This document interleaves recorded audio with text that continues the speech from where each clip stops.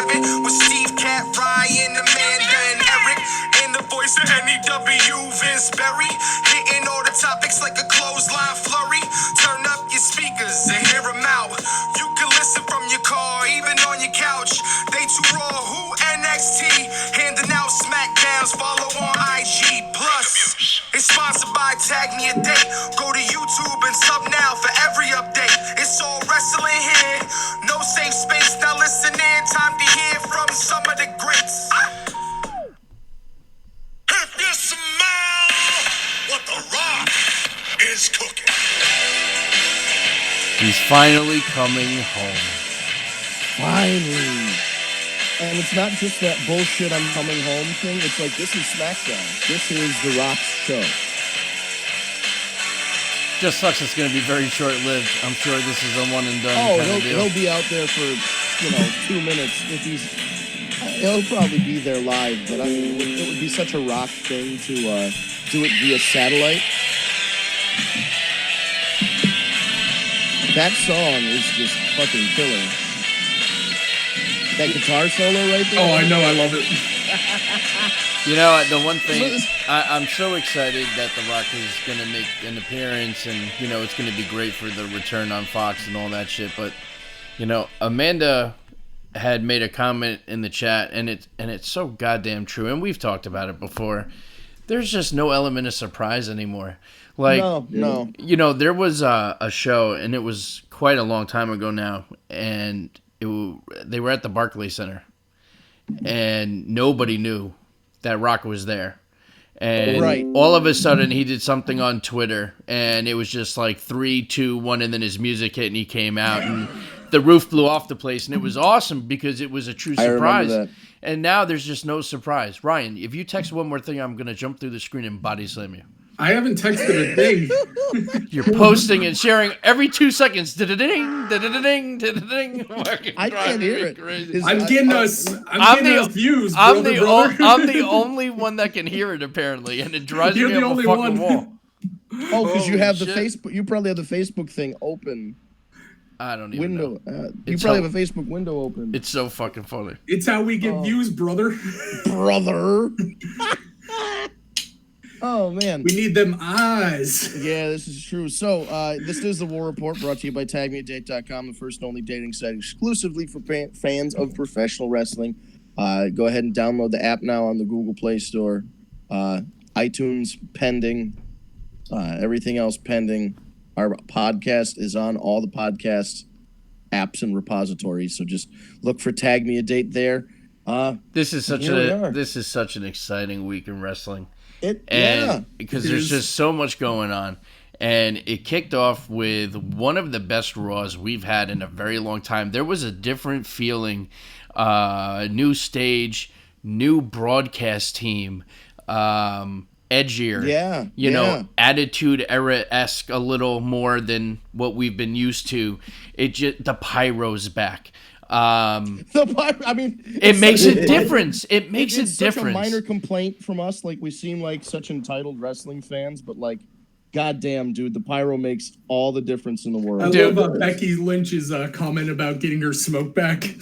Dude, when Brock Lesnar comes out and there is no pyro when he does that, thing at the entrance. So stupid. Right. It's just, so it just it makes a difference. And it was a different feel. I enjoyed Raw. And you know what's amazing? There's still a very mixed bag on social media. There are still people that thought it absolutely sucked. I just don't get it. Well, that's wrong. You know what? It's kind of at this point now where if you couldn't appreciate what they did on Raw this week, then stop watching. Like, you have an alternative, right? You have the option because now AEW, that's kicking off tomorrow. You have another option. Just stop watching then. You can watch NXT. It really just gets down. What the fuck else can they do? You know what I mean? Listen, there were some segments that were train wrecks, but some of them were in a good way. And we're going to break that down. It was definitely verging on an A for Raw. The only problem I have, and we won't get there right now because we have to go through the whole show. The only problem I had was the ending. And it's not necessarily the content of the ending. It was just that the ending was a fucking mess. Yeah, it was a little bit. There was still a lot going on. There was a lot going. I mean, how about poor Bobby Lashley? I'll just get this, doing the Vanna White thing 3 times. Yeah, and he's looking. I was wondering about that. He doesn't have any eyebrows, but you could tell he was nervous. He's like, let's try this again. What? Fucking nothing. One more time. Come on. She could have just walked out to his music. Who gives a fuck? But anyway, we'll get into that. If you didn't watch the show, it's not like her music's great. No, it's not like it's nothing special. But shit, I mean, no, Steve, you're right, because even I fucking loved it last night. That's what I'm saying. I mean, I couldn't. That's our test. If Eric likes the show, that's our litmus test. Eric hasn't had a positive fucking thing to say about Monday Night Raw in the last 5 years, so this is huge. Since they fired Rob Bartlett. I mean, look, here's for all right, listen, you brought up the whole Lana deal, so let's fucking start there because that was one of the most bizarre parts of like the only thing I thought was a strike against the show. I just don't really understand why. Like why Bobby Lashley, why right, who gives a fuck about Bobby Lashley? Why in front of Rusev? What happened? I mean, obviously we're going to find out why. But yes, this is all coming down the turnpike. That makeout session seemed to go on way too long. It went creepy too long. They did really go into and then with Orton and Baron Corbin watching right there, like cool boys. It was just very weird to me. You guys saw that Baron's throne broke. He was like sitting on it and it started to break. So those guys, one of the legs cut out. Yeah, one of those guys. Both of him and Baron Corbin and Orton are out there like cracking up at the whole thing. It started with the throne going over, and then Bobby Lashley pointing and trying to get Lana out there, and he had to summon her 3 times like goddamn Beetlejuice. And then when she finally got out Lana there, juice. I mean, oh my God! Well, speaking of Lana juice, he sucked the Lana juice right out of her fucking face. Yeah, he did. Holy shit! That's somebody's wife. Like, and he's just standing there.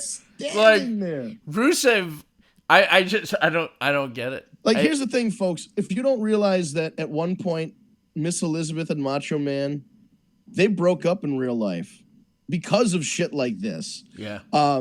Macho was a little more paranoid than Rusev. I was gonna say Macho Man was very paranoid. But the thing is, the point is, there was a point where, like with the NWO and right before Hogan was in the NWO, but Macho wasn't.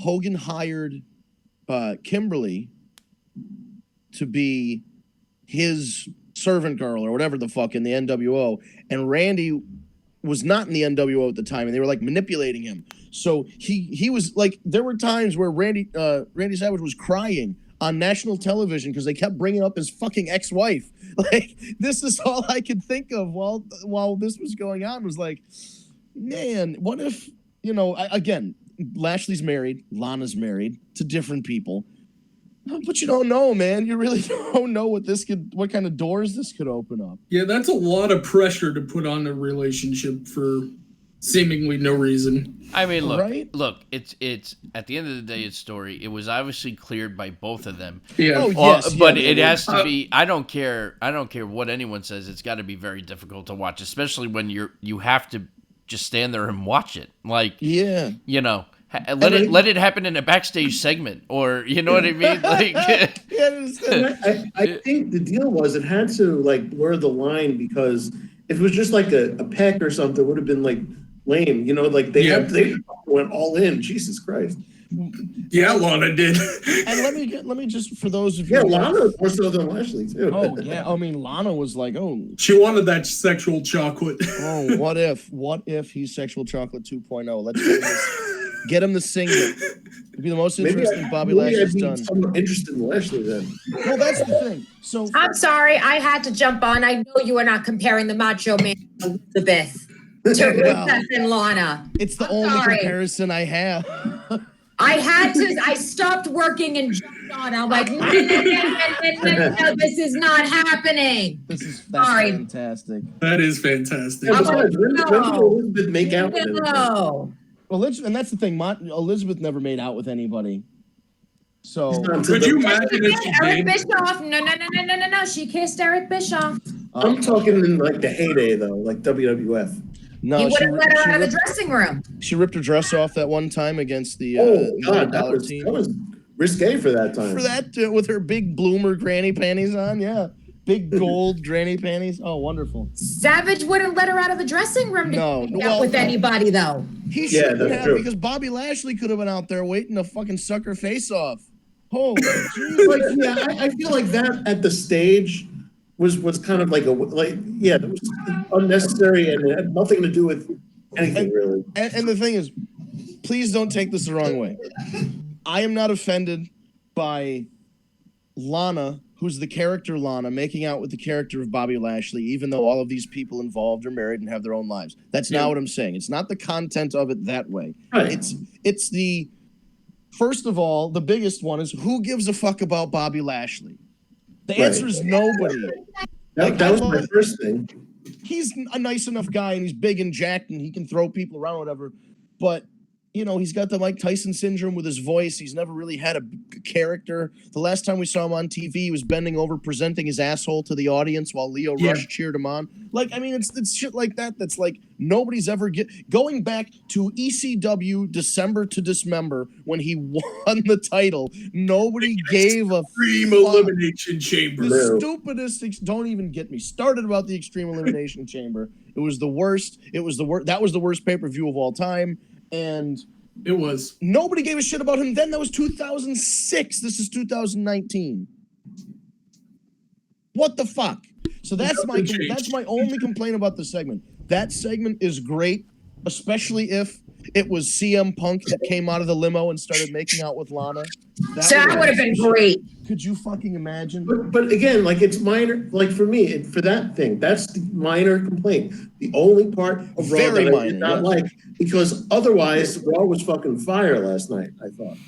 I mean, I thought Raw was very good. Even just the way it started and getting Dominic involved, who bumped like he bumped like a fucking champion. I was very impressed, and he sold the shit out of it. He did. The whole segment was great, and it just, what a way to kick off the show. I mean, it really got you going. And then part of me was like, oh shit, here we go. But then I was like, all right, well, they got Miz, Hogan, Flair for the second half, so that'll break up the show nicely. I just think everything kind of worked. It was a good show all around. The matches, I'm really becoming such a huge fan of Heavy Machinery. Yes, I was gonna say Heavy Machinery. Those guys are good. Otis is one of the funniest guys. I could watch him all day. I mean, yeah, it's absolutely hilarious. Oh yeah. And they're gonna win those titles. They're gonna win those belts. Yeah. Oh, absolutely. Which is good. Like, you could see that there was a fully realized vision. It wasn't a show that was slapped together. Nobody went back and changed it 1,000 times before they went live. All of this. Stage is nice, though. The stage is nice. Like, here's what we have to realize. Looks like a fun slide. It is a fun slide. It reminds Tony Hawk's Pro Skater, like you're dropping in, which would be great. Everybody online was saying they should have had that song Superman from the Tony Hawk soundtrack as the intro, and Darby Allin should be skateboarding down the thing while he's doing it. That game had great soundtracks. I didn't mind the new theme, Skillet Invincible. No, I mean, that's a good theme. But here's the thing. All of this is because Cody and Kenny and the Young Bucks and Tony Khan started their own company, because otherwise we'd have goddamn Applebee's manager Baron Corbin on TV for 3 hours a night. Look at what happened the last couple of years. They were fucking phoning it in. Now that we see what happened on Monday, the potential that roster of people has and the talent that they have writing and creating, directing the show, they've been phoning it in. It's fucking obvious. There's competition now, and they've got to fucking put on their big boy pants and put on a good show. So NXT is going to be good, and Raw was actually good, and I can imagine with SmackDown is being treated like a real sport by Fox Sports. This is the most insane thing we've ever seen. Fox is Becky promoting... Lynch was on NFL Sunday with Fox. Becky was on. Renee was on. On Thursday Night Football, they're going to have Roman Reigns. They're constantly showing commercials. They're cutting the little things. I mean, it's fantastic. There was a few lines during the game they referenced WWE even. So Fox is making a WWE seem like a bigger deal than the WWE ever has. You know what I mean? Like WWE, to a certain point, can do their marketing and all that, but once they reach a national audience with Fox, and Fox is cutting together all this stuff, and you've got like their real sports commentators talking about watching the show, and like all of a sudden Becky shows up on the stage with, you know, with the commentators and stuff. It gives it a more legit feeling. Like Fox could have been like, hey, on Fox Fridays, we've got Family Guy leading into Smackdown. It's some phony bullshit. You should watch it. They didn't do that. They said this is a sport and you're watching a sport. And that they're making it a very big deal. It's going to be great. Have they ever had any kind of working relationship with Fox ever? Fox took Saturday night's main event from NBC after NBC canceled. Yeah. Fox ran one show. It was supposed to be like a 3-year deal. Fox ran one show and canned it. That was back when Fox was known to have an itchy trigger finger canceling shows. It was like the early 90s, and it just didn't stick. And then that Fox reputation always, I mean, they've been known, they cancel Family Guy a whole bunch. Like that's just their thing. Family Guy, Futurama. When something doesn't work in like 2 weeks, they just fucking can it. So Saturday night's main event didn't work the first time they showed it, and they're like, we'll just get rid of it. Yeah, but now they're pulling out all the stops, and this is... Well, it's a different time. Fox is a different... Fox was... it was a distant third, because after NBC and... or maybe even fourth, CBS, NBC, ABC are the main three. You used to have like Dumont Network. You used to have a couple, but Fox came along very late in the game for a non-cable, for a traditional broadcast network. So they had to catch on to what NBC and CBS and shit already kind of knew about how to promote stuff. So they're at a good point. Fox is, very successful right now. And it's very cool. I mean, did you see the stuff on Fox News? They had Kofi. Yeah, I saw that in the morning. Okay, how strange is this? They had Kofi. They built a whole ring at what is it? It's not the Mall of America. It's 6th Avenue, whatever they call that. So they have the set, a backdrop and a ring, and Kofi's out there and he's shaking his ass live on Fox News. And some little white lady came over and she's like, "Hi, Kofi. Are you excited for Smackdown on Friday nights?" And he's like, "Yeah, we got the power of positivity. Here, hold the belt." And she puts the belt on, and it's so weird. Kofi Kingston was on Fox News putting the championship belt around a little white lady. Like, I just don't, what universe are we in? This is great. I mean, this is the only time since 99 maybe where wrestling has felt like a mainstream form of entertainment. Oh, and I want to say the lack of Michael Cole was wonderful. It's not boss time anymore, motherfuckers. I gotta say, the commentary was fucking awesome. Yeah, I enjoyed it. Like, I never heard of this Dio Madden guy before, but I want more of him. Oh, that's better. It was Jerry the King Lawler too. How can you go wrong? Yeah, even Lawler was good. Lawler had some funny zingers, and Lawler was Lawler. Yeah. Well, Dio Madden, I would have to look up what his other name was, but he went by a different name in NXT for Brendan something. He was tagging with Dijak. Oh, okay. He's better Wooly on Up. I didn't know Down, he was Down. a wrestler. Okay. Yeah, so he was a wrestler, and for some reason they just decided that, like, I mean, listen, he's got a look. They're both tall as fuck too, like taller than Lawler. They're both Vic. I want to call him Vic Venom. Vic Joseph he's great. Yeah, Vic Joseph, but it's like Dio, Vic, and then Jerry, and you're thinking, wait a minute, Jerry Lawler is the pro wrestler here who's had a 40-year wrestling career. He's smaller than all of them. He got a little annoying during the opening match with Becky Lynch. Who, Jerry? Yeah, you promised you wouldn't get involved. Oh, yeah. I like that we got some old school Jerry Lawler screams. Yes. Hard enough to been for him though to not say puppies at all during that match. That's why.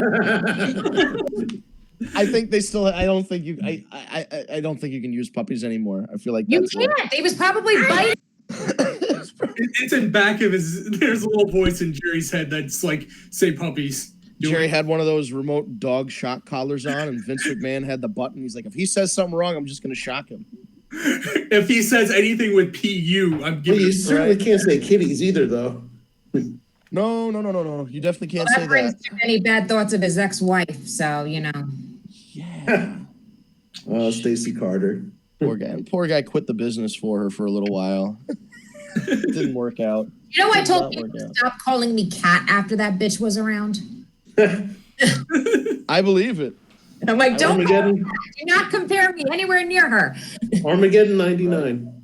Armageddon 99. Was that the last time we saw her? Or was that the one?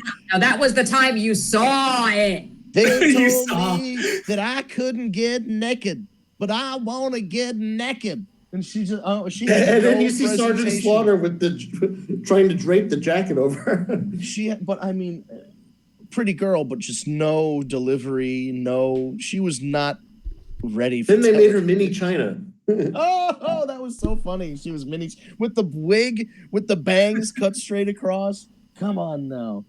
I want to bring up something that Big Dave, good old Tuna Meltzer, has brought up on his show, is that for the last month or so, Seth Rollins segments have been the lowest rated segments on Raw.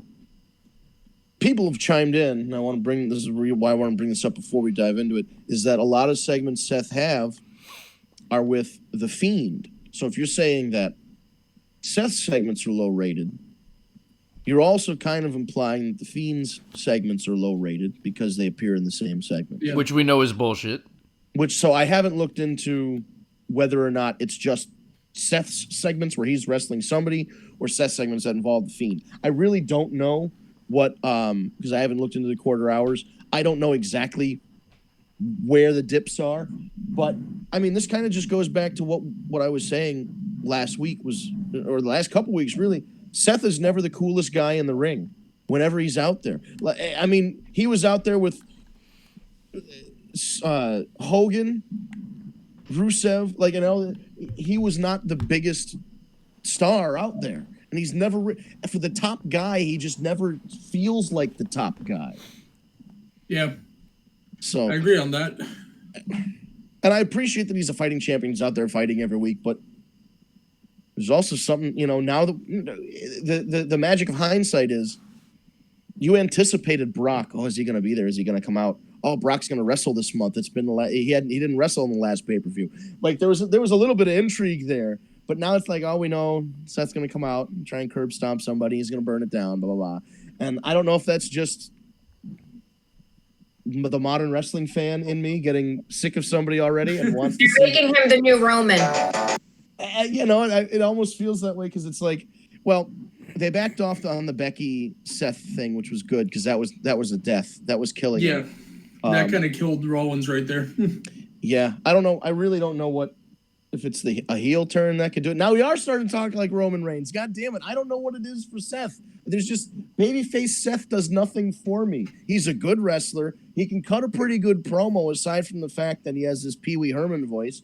And he burn it down into every little thing he possibly can. Hey guys, I'm gonna cook some hamburgers for dinner, and we're gonna burn it down. It's worse than Michael Scott with that's what she said. Yeah. Well, now you kind of touched on it, but how are we feeling about Hogan Flair, Miz TV? I thought it was a great segment. You were right, though. It was the fucking year. That was a train wreck in the good way, right? In a fabulous way. And yes, it was a fucking train wreck. But I mean, it definitely was. Flair was 3 sheets to the wind, man. Well, it's just when Flair went into Ric Flair mode, and then Hogan went into, they all hit their spot, their lines, and they did their thing. And I mean, and then now we're getting this Team Hogan, Team Flair, Saudi Arabia deal. How are we feeling about that? Is that going to make any of us want to watch Crown Jewel? I was going to watch it regardless, but that doesn't... Yeah, I'm going to watch it. So far, I mean, it's the only match announcement they've made, and it's an interesting one. I almost thought they were going to go a one-on-one match. I'm so happy they did not go that route. Because... Well, so the first person that's body slam gets turned into dust? Yeah. I mean, Jesus Christ. It could be a literal casket match at that point, Ryan. I know. The Undertaker would have to be there pulling double duty. He's going to wrestle and... Yeah, I'm glad Hogan says, wait, Rick, we're not spring chickens here. We can't do this. My favorite part was Rick took off his jacket and he did the whole woo, and he hit the ropes, and Hogan backed up with the punch, and everybody came unglued like some shit was gonna happen. Yeah. But really, all that I happened love the Miz's reaction and all this too. Oh, the Miz was Hogan. Miz was Hogan eating it up. Oh, he loved it. But when Hogan realized Rick was like drunk or whatever, he just looked over to Miz like, you're seeing this shit, right? And the Miz is like, yeah, dude. And then Jimmy Hart was kind of just there though. Because Hogan is extremely, and I cannot fault him for this, Hogan is extremely loyal to his friends to the very, very end. He always makes sure one of his boys is booked on a show if he's going along. Whether it was Brutus, whether it was Earthquake, whether it was Jimmy Hart, whether it was Macho, whether it was Hacksaw. Hacksaw, Rowdy, fucking he took his guy, literally took all of his WWF boys and moved them over to WCW. It's the way Adam Sandler does his movies. Yeah, very much good, very good comparison. The Nasty Boys, they're always so people like that are kicking around. I didn't How know is Brian Knobbs, by the way, health wise? I don't know. That's a good question. I know that they reached their Kickstarter goal in no small part due to Chris Jericho, who made a very sizable donation to put them over the top. And then Samu had the liver transplant. Yes, Samu. I'm Facebook Successfully friends with some of the Samoans. Like lower Lance level. is his son, right? So yeah, Lance is his son, but like Alpha Junior keeps posting updates. I'm in a Facebook group that's about the Samoan wrestlers and family. I mean, they're he seems to be doing well for somebody who just had a fucking kidney transplant. I guess it still hurts. That must be a weird thing. Like the hurting internally. Like you're not able, like a muscle, you can like rub on it, or like if you have an itch, you can scratch it. If it's inside of your body past like your intestinal wall, you can't touch it. Yeah, I know. I'm not a biologist. Don't fucking correct me in the comments. I don't care. I'm just saying it would be. Don't try to scratch your intestines, is what we're saying. Yes. It's very hard, and a few doctors don't recommend it. Bobby Lashley's the only one that can massage intestines, and you don't want to know the way. Lana got her liver That's how far Lana's tongue went. I heard Ricochet's really good at that too. Ricochet, that guy wrestles his balls off. He's such a good wrestler. He needs a manager. That's all I can say about it. Him and Seth Rollins are in the same camp of like they don't have bassy like Samoa Joe. So if any of those guys, if Bobby Lashley had Samoa Joe's voice, if Rollins or Ricochet had Samoa Joe's voice, they would be fucking unstoppable. Because Joe Joe is like, it's like brown sugar spilling out of his mouth. I don't even know how to describe it. He just had a good way. That's for you Office fans out there. But it's great. Like, he just has a good delivery. Ricochet is such a good wrestler. And he comes out and he's got the superhero entrance. One and only. And the lights and the lasers. Yeah. And it's awesome. And he wrestles his ass off. And then he's like, hey, guys, I just want to say thank you for supporting me. And I want you to know that superheroes are real. Like, get that Nails voice modulation shit on him. Big boss, man. I don't know what we can do for this guy. My God. But Raw was a good show. Like, the only thing I thought they were going to fuck up, aside from the ending was kind of fucked up. They did all that stuff, and then Baron Corbin ran out. And I was like, son of a bitch. They're going to ruin this Flair Hogan segment with Baron Corbin closing it out. And they did. And then thank God Rusev came out. Rusev came out, and Rusev, I don't know if you guys remember this, but I said that Rusev, and now that he's an American citizen, this is all coming together. Months ago, I said Rusev should be the real Bulgarian. He's living the American dream because he got the pose with Hogan last night. We kind of got it. It's happening. The thing that I said was going to happen. He should rip the shirt and do the Hogan poses and be like the new Hogan, but he's he could be the American brute. Immigrant Hulk Hogan, basically. Like, there it is. It's right there. But remember how, guys like Bruno and Pedro Morales, the ethnic guys that were Hulk Hogan was supposed to communities, right? And Hulk Hogan was supposed to be for the Irish people. You know what I want to see? I want to see a new NWO. brother. I want to see a new NWO led by Hulk Hogan. I'm not saying Hogan should wrestle. He should be the manager of a new era of NWO. Yeah, I think it would be awesome. I also think Flair does another younger, newer Four Horsemen. Ooh. You know, and I mean, you can just the possibilities are endless in terms of story and what you can do. As long as we don't dress up AJ Styles as Flair. No, they tried that one. Yeah. Did you see that Impact's Twitter account put out Yeah. the picture? They put out the picture of Team Hogan versus Team Flair from like some fucking Lethal Lockdown or some shit, and they said this was a very good match. Just like, and the worst part was the only guy on the image that didn't ever have a WWE contract was Christopher Daniels. Everybody else in the picture was signed with WWE or NXT at one point. It was pretty interesting. Like there were 12 guys on the poster. It was like Rob Van Dam, Abyss, who's backstage now, Cowboy James Storm, who was with NXT for a little while, and Chris Daniels was the only one. I don't know. I think Daniels had some dark matches though. He did, but he was never like a full-time member of their roster. Right. So, but it's interesting to think that they could now, theoretically, WWE could almost make that exact match happen with the guys that they have. Let me ask you something. So, not to change the subject, but No. to kind of move it along. Yeah. It seems to me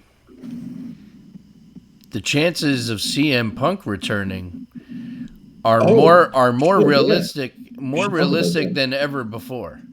And I've heard both that, you know, it's a Fox, some kind of Fox Sports thing that'll tie in. I'm also hearing WWE acknowledges that the fans are going to want him back in the ring. What do you think? No, it's an odd line to toe because this is, you know, with the video games, 2K. Yeah. 2K would be like, well, we want to use Sting. It's like, well, we haven't used Sting and, you know, we don't have a relationship with Sting. We want to use the Ultimate Warrior. Well, we buried the Ultimate Warrior. We want to use Goldberg. Oh, we don't talk to Goldberg. All that shit happened when Punk, 2K picked Punk to be the cover guy for the video game for 2K13 or WWE 13. That wasn't WWE's pick, so they didn't like it. You know, all this stuff that happened, the WWE was opposed to, but was forced through by one of their corporate partners and ended up being a big deal. So if Fox has the ability, if it's Fox's show that they're creating for the WWE and they're allowed to hire whoever they want, why wouldn't they get, if CM Punk is that big of a draw, which he is, why not use him? And all these people that are saying, oh, well, I don't want to see Punk ever again, you're fucking lying. Yeah. They're the same people chanting CM Punk when they get bored. Listen, all he has to do is have his music hit come out and cut a classic pipe bomb. Yeah. And there's not a single person that will not be excited that he's back. You just got to put, I mean, listen, I would love to see AJ Styles CM Punk. I mean, Samoa Joe, CM Punk. There's so many, you know, you got to put him on SmackDown. If he comes back, you got to put him on SmackDown. See, now, here's the other ironic thing, right? So Raw's technically number one, right? That's the number one show. But it looks like SmackDown going to Fox and all, you know, the effort. I mean, there's going to be a lot of top guys that are moved to Fox, including Brock Lesnar, for example. I think they want Ronda there too. Yeah. So and Fox is saying they want Fiend. So, you know, you notice the Fiend is in a lot of the advertisements. Yeah. So I mean, SmackDown becoming the number one show. Could be. I don't know. I mean, how much they spent $2 billion on it? Yeah, they did invest a lot of fucking money on this show. So it would be really hard to tell WWE not to promote it as the number one show. Yeah, I feel like we're in a switch. I mean, if the ratings start coming in, that it's leaning the other way, that SmackDown starts getting more ratings every week and it's worth more money and more advertising, I mean, you're going to see a flip where the main show is going to be SmackDown. Just is what it is. And then you got NXT doing another great job. Yeah, and they're going to have we got a to see. see. We got a tall order though this week with AEW finally. We got to see Dijak versus Keith Lee.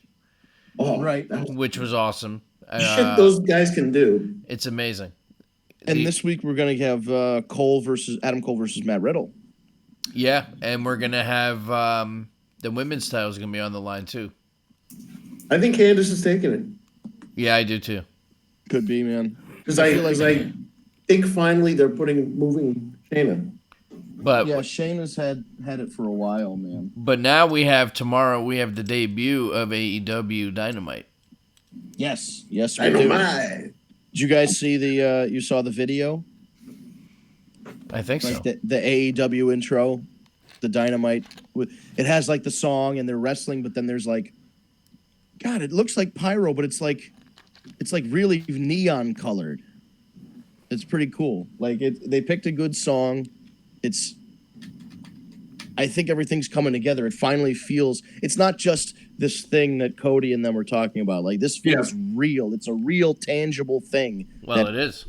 Tomorrow night. Right. But it's just like finally kicking in. It's like all this shit is coming together from selling out All In Chicago last year and then breaking away from Ring of Honor, breaking away from New Japan. Everybody thought this was going to be some kind of like conglomerate indie promotion, like a super indie promotion where they grab in all these guys. When it turns out, just by the structure of the company, it's its own thing. Now, they still have a good relationship with other indies, except for Ring of Honor and New Japan.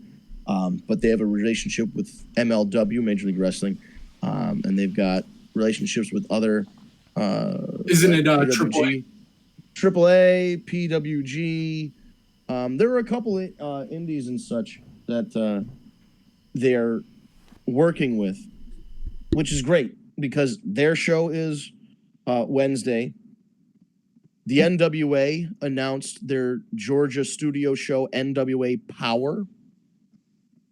And that's going to be, the first episode is coming out October 8th at 6:05 for free. So look for that on YouTube and Facebook. There's a lot of wrestling to watch right now. So I have to play devil's advocate. Do we hit a saturation point where there's just too much of it? Well, yeah, there's definitely a bust point for it. But the good thing is right now it's fresh. It is fresh, and I think that with like the WWE, they have the opportunity to scale it back. I'm not saying this is going to happen. Again, please, don't at me or whatever. Don't comment. I'm not saying this is going to happen, but if AEW beats NXT consistently in the ratings on the USA Network, they can just put it back on the WWE Network and say, okay, it's going back online. That's one less thing that you have to like appointment watch live. And ratings you have to worry about as well. Yeah, this will be interesting. There's tonight, there's an AEW, whatever, not like recap show, but, kind of a familiarization show it's an intro show on TNT tonight. That's smart because you got to know who these guys are. Some of them. Yeah, Fox has been doing Best of SmackDown. Yeah, didn't they do a Mania show, the Best of WrestleMania on and it got like just under 2 million viewers. It got like 1.8, 1.9 million viewers, somewhere in that range. To throw a crazy idea out there, if the deal with Fox goes well, do we see WrestleMania on Fox? Oh, God. Like the Super Bowl. Oh, like they get the rights to it. I don't know. I feel like WWE likes to monetize WrestleMania. Like that's their big show of the year. I can't see that leaving the network. I can see them monetizing it, but by charging a buttload for ads, just like they do with the Super Bowl. Yeah, but you'd have to prove that WrestleMania is as viable as this. Like the Super Bowl is the one yearly event that even if you don't watch football, you're watching that game. And there's a lot of lapsed wrestling fans that come in to watch WrestleMania. But I don't know if it's as many as people who just go. there's a lot of people that go to Super Bowl parties. There's probably a smaller percentage of people that go to WrestleMania parties. That's why I prefaced it with if the deal goes well. Yeah, I mean, and who fucking knows at this point, because nothing is sacred. Especially with Fox. No. I mean, Fox could just say, "Listen, we want to do this, or we'll just cancel our deal and fuck it. We'll, bye," which is definitely something possible. But I just think they're promoting it so well right now. The first show is going to do monster numbers. The Raw rating, it's going to be insane. 300,000 more viewers. Yeah, and that's the thing. If on those big shows like the Raw season premiere or the Raw with where they announced Stone Cold and all those guys are going to come out, and now they're announcing The Rock coming out for this new thing on Fox, it's going to pop a big number. Even the first episode of NXT did a big number, and you're probably going to see a step down. Like the next week was down. I don't know what's going to happen this week. We'll see. But I just feel like, is this week all the technical season premieres? I feel like it must be, because why else would they be announcing this as premiere week for the WWE? I don't keep up with traditional programming anymore, unfortunately.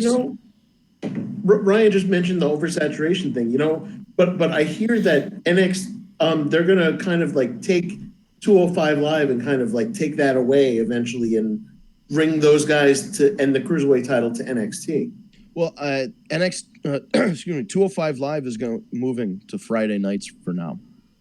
That was the latest announcement, is that because I kind of see that eventually that's going to fade away, the show. Yeah. Oh, I think so. I think they're going to integrate 205 into NXT for sure. They're going to have to. Just to give it time to breathe and all that, for sure.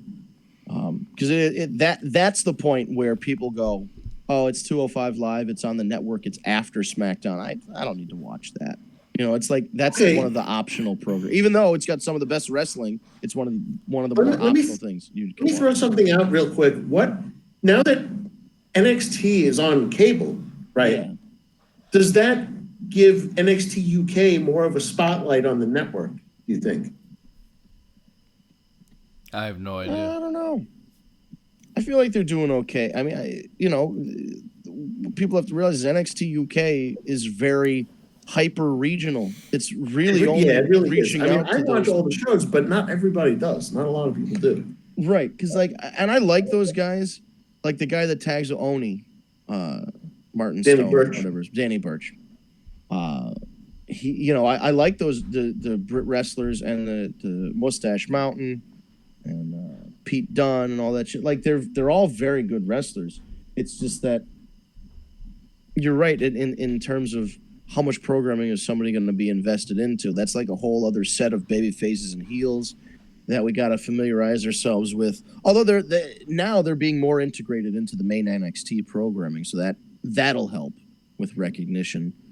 I don't know, because I feel like there's a lot of, they want to open up, there was talks opening up like an NXT Japan and kind of doing little different NXTs around the world, which makes sense, and the people from there will watch it. But I don't know. I really don't know what the crossover is. I feel like Eric might be in the minority of people who from the U.S. who follow NXT UK. Oh yeah, I feel like it's such a small. Yeah. But mainstream wise, and not having to pay on a streaming service and not having to, because nowadays we all have to reach out somehow to get your wrestling content. You subscribe to their version of a network, whether it's New Japan or even like independentwrestling.tv for all the indies, or like the High Spots streaming thing. Now with stuff on, I'll call it free TV, even though it's not free TV, it's a little more mainstream. You don't have to seek out, what's the website? Do I have to go to Pivot Share? Do I have to go to this, Pivot? Pay $5.99 a month or $10.99 a month. Now it's just on your TV. Now it's like, hey, what's this wrestling on TV?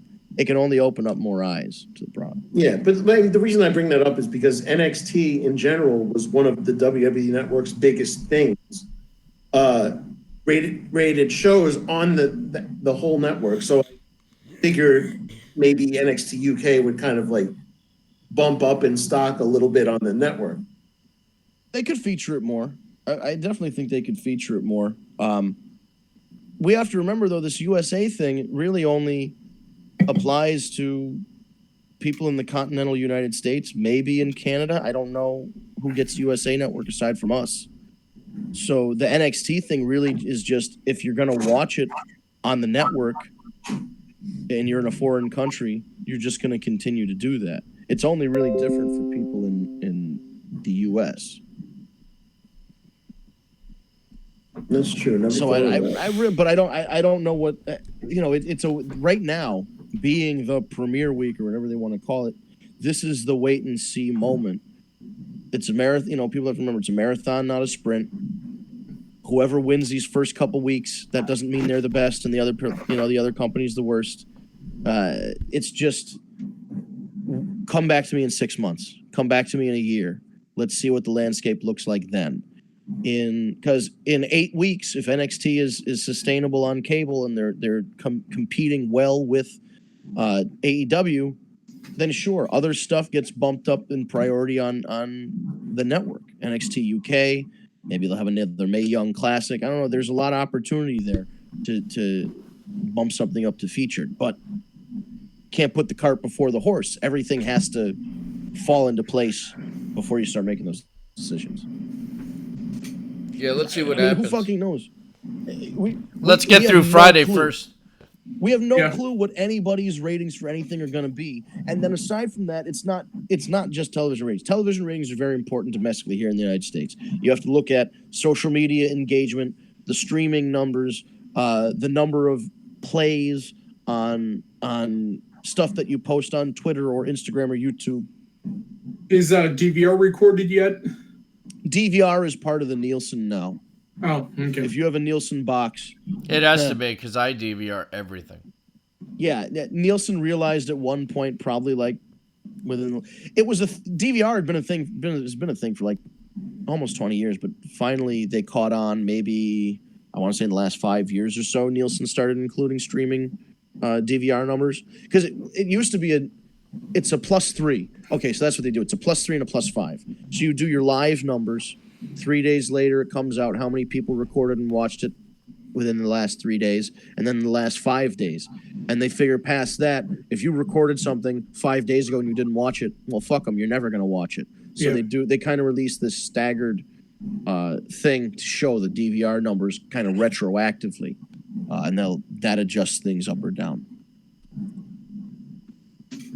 But it's interesting. It's an interesting time. We don't know what's going to happen. We are in another Wednesday night war period, whatever you want to call it. You can tell because the WWE has upped their game. Monday night, they upped their game. Let's see what happens Wednesday night. They're going head-to-head with AEW. Friday night, they're pulling out all the stops with The Rock, Brock Lesnar in a world title match, fucking ladder match with Shane and Kevin Owens for one of them has to quit. There's a lot of important stuff going on this week on free wrestling programming. That's not by free, I mean it's an episode of TV. It's not a pay-per-view. And next week we get the and then we get a pay-per-view. Yeah, Sunday we get a pay-per-view, and then following SmackDown and Raw, we get the draft. Well, listen, before we get to the draft, let's talk about the fact that Hell in the Cell is this Sunday, and there's only 3 matches right now. It's gonna be that's gonna be a very long, or what's happening? I mean, are they gonna? Usually there's a million matches. Are a lot of the pay-per-view matches gonna be set on Friday?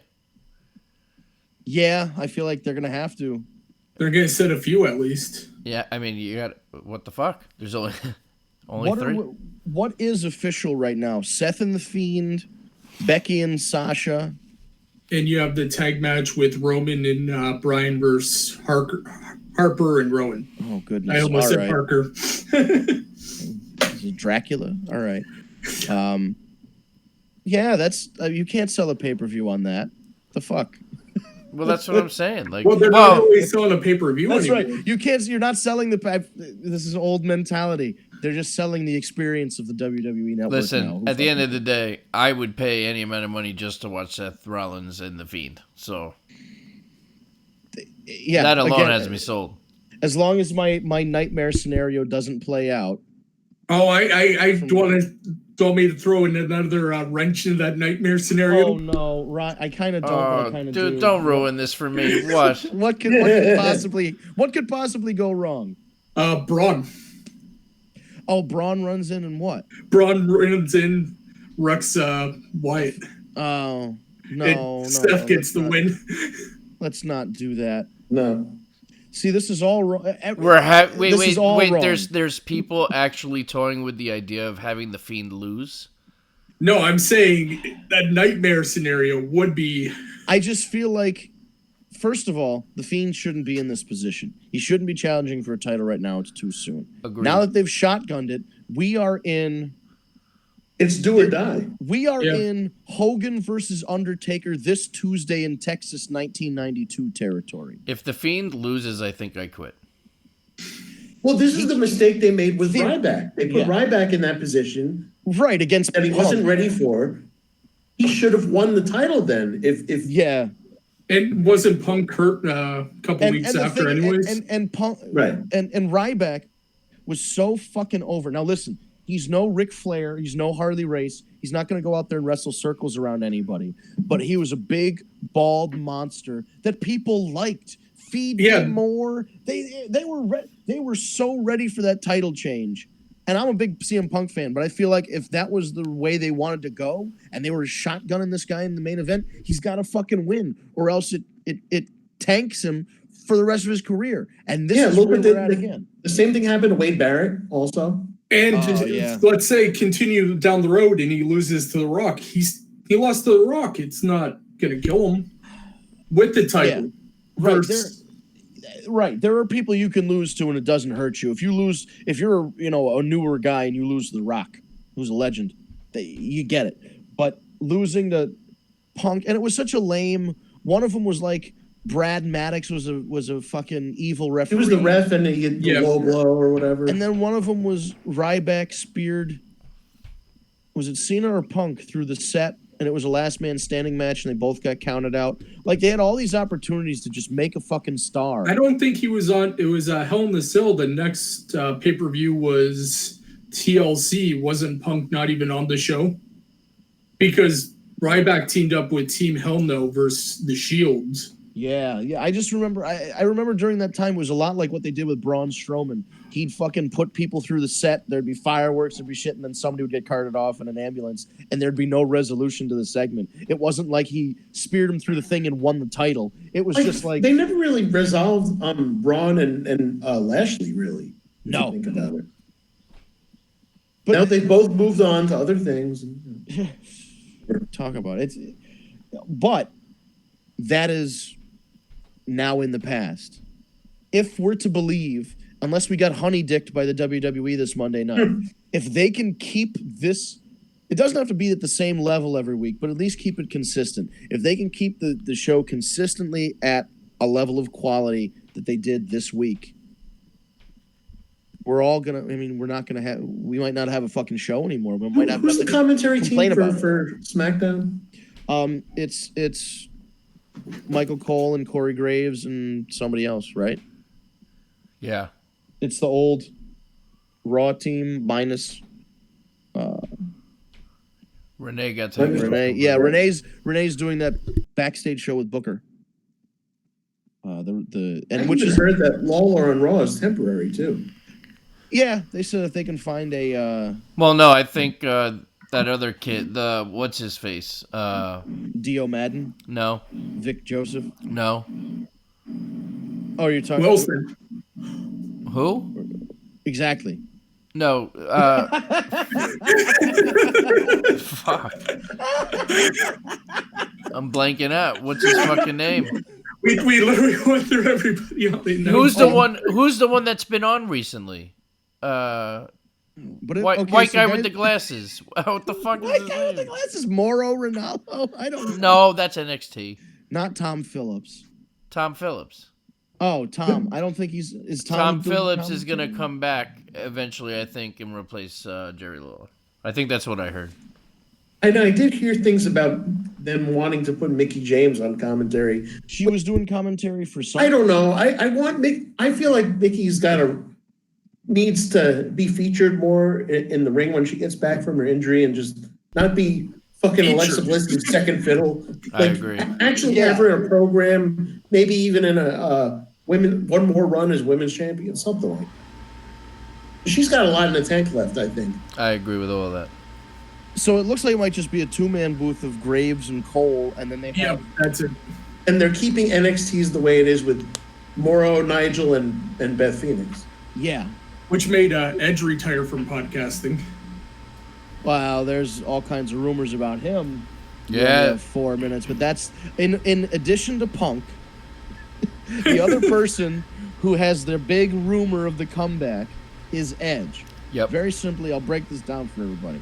Edge, if you remember, not only had neck injuries or issues, he has some kind of shoulder and arm issues as well. It's all related. The neck bone is connected to the shoulder bone and all that shit. But he went to, was it Bogota, Colombia, and got stem cell replacement therapy? And he's not the only one. A lot of these guys have been going to Mexico, going to Colombia, going to some other countries where it's a little bit cheaper to do stem cell replacement therapy, and they're getting good results. Now, I know Hogan, when he went down to Mexico and they fucking sterilized the needles in tequila and did a match on him, he almost fucking died. I get it. But he's had good success with other stem cell replacement and other better facilities. And a lot of these retired guys who have had pain have reported good results. Now, whether or not it's going to fix his shoulder issues and his neck issues to the point where he can wrestle full time, that's not for me to say. I don't fucking know. But the rumor is, if he's well enough to wrestle, he speared Elias. Yeah. So that started the rumor mill churning. With Taz kind of laying the foundation on Busted Open Radio, it seems like either AEW or Friday Night SmackDown could be the home of the Rated R superstar. I can't see Edge going to AEW, especially. I just don't see it. I don't see it. Yeah, I don't see it either. I just, with Beth Phoenix in her position right now, I don't know. I don't. I'm with you. I don't know either. You know, I mean, listen, I think it would be very cool. Don't get me wrong, but I think he stays. I think he makes a return. How long lived it is, that I don't know, but. And he's a guy that you don't need to use him. The idea of Edge coming back is that it's a special thing that Edge is coming back. It's not that Edge is going to come back and he'll be there every Friday and then he's going to be throwing pancakes at people and then like the next week he's going to have a fucking tea party with Santino or some horseshit thing. Like, just bring him out, have him feud with somebody, he can go away for a little while, come back, be a surprise entrant and someone. He's the kind of guy where whenever he came back as a surprise entrant, people fucking lost their minds. Because he'd go. We get to see Christian with them though. That I don't know, because if you remember, Vince McMahon fucking hates Christian. Yeah. But the weird thing is, Vince McMahon can hate somebody and employ them for 20 years. I don't think he really hates him. I don't think he hates him, but he doesn't like his face. Let's round it out. He doesn't particularly care for him. I don't have the ability to do this. Listen, real quick. The blue dot. Listen, it's the top of the hour. We got to wrap it up. But listen, one other thing I heard today, very interesting. Yeah. Apparently, Triple H and Stephanie's oldest daughter has started training. I heard It makes me feel so goddamn old. I have no fucking idea, but the next generation of McMahon is getting in the ring. Oh my God. Oh, get her that golden shovel. I don't care. She'll be the youngest Divas champion ever. That water bottle entrance. Oh my God! Yes, she could. Oh, if they could somehow. So if the girl walks like Vince McMahon down to the ring, but then spits the water out, There's a lot she can do, and then do the shuffle like Shane. Yeah. She just has to do a little bit of everything. The shuffle as she's come on the ramp, the Vince McMahon walk down the ramp, and then the bottle water on the side of the ring. Oh, she can do the slap. And Stephanie's superpower used to be calling somebody a bitch and then slapping them, like the literal bitch slap. It wouldn't be one or the other. She would call them a bitch, like she would, Linda McMahon, Mom, you're a bitch. And just slap them. Yeah. Oh my God. With insert wrestler here, you're a bitch. Can you imagine if whatever the name of this McMahon child is slapped Stephanie on TV one day and just continued the cycle? She absorbs her the cycle power. of McMahon family domestic violence. We'll continue. Real quick, unrelated. Shout out to Rob Van Dam for living his best life right now. That guy is. Those pictures are hilarious. Holy shit. People are giving him shit. I'm like, fuck you, man. Rob Van Dam's a legend, man. I mean, it's not like he's not cheating on his wife. They're divorced. Oh, they've been divorced, yeah. He can be in a hot tub with a bunch of big titty ladies if he wants to be. Like, that's his prerogative. You know, and that would be my what are you gonna? Oh no, you know what? I've got big titty ladies at home. I'll just. I got all the big. I've seen all the big titty ladies. Yeah, he's like, oh, don't you understand? I can just go on my phone. I can put big tits into Google. I don't need you. No, you stupid ass. You get in the hot tub. Nobody should be blaming this guy for anything. Doesn't make any sense. If two big titty chicks ask you to get in the hot tub, you get in the hot tub. The best part is he's in the middle. He's surrounded by like, I forget, it was 4 or 8 boobies in a row. One girl on one end has the thumb. He's not even doing it. That's how over he is. One girl has this thumb, the other girl does this thumb, and he's in the middle like, yep. Yeah, that's me. That's me. He's like, that's me. That's me. And then they did the other one. Did you see the one with their asses sticking out? Yeah. They turned around. Holy motto. And on that note. Yes. Shit. Well, any pieces of business to take care of regarding the website before we pack up for today? Yeah, just bear with us. We're working out a lot of issues right now, but excellent. We are working on them. So, of course, check out our social media at Tag Me a Date. That's Tag Me a Date. All one word, no spaces. Go to social medias, Facebook, Twitter, Instagram. We have our YouTube channel, of course. You go to youtube.com, type in Tag Me a Date, all one word. You can subscribe to the channel. Hit the subscribe button and hit the bell so you will know when we upload a video or when we go live. That is, the live appointments are Tuesday evening, 7 p.m. on Eastern Time. Adjust your clocks accordingly. That's coming up in November, right?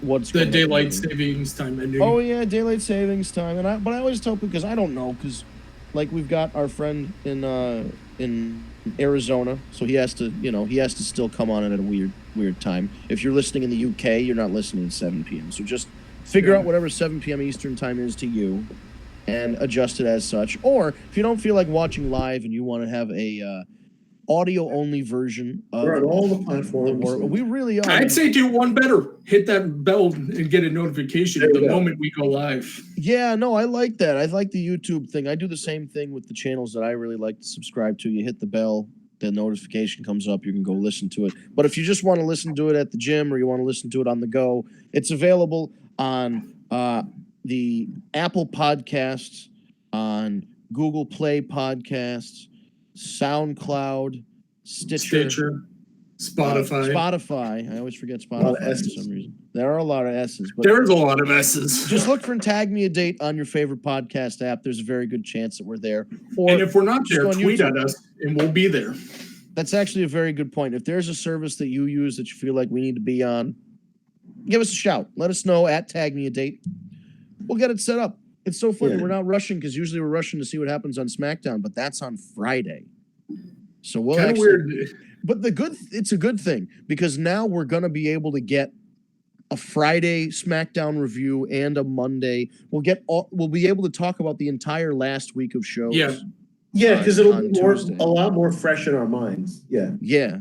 And not only that, especially folks, check out next week's episode of the War Report because we'll be talking about the first Wednesday Night War. Yeah. Yes, the very first Wednesday Night War is. And we'll see what happens. The opening shots. Yeah, I'm less than looking forward to 24 hours everything, away. and it's good to be right now. It's good to be a wrestling fan, and I think it's good to be a wrestler too. Yeah, no, it's a good No economy. better for time to be a everybody. wrestler. I mean, aside from that golden era in the '80s and the golden, the Hulkamania era, and then the Attitude Era, this is about it, man. This is the best. This is the best it's ever been. You could make a job. I mean, fucking Orange Cassidy is getting booked because he puts his hands in his pockets. I mean, look at that. It's amazing. You can do anything in wrestling right now, and as long as you find your niche, you can have a decent career either on the indies or somewhere mainstream. So yeah, it's a good time to be involved in wrestling. I guess that's it for today, right? Just be sure to follow us on YouTube, Tag Me a Date, social media, Tag Me a Date. TagMeADate.com is free to sign up. We'll see you guys next week, 7 p.m. on Eastern Time, right here on Twitch and YouTube. I forgot about Twitch. We're also And on Facebook. Twitch. Oh, and Facebook Live. Fuck it, we're on everything now. We're in the future. We'll see you next week, 7 p.m. Eastern Time. Thank you for watching.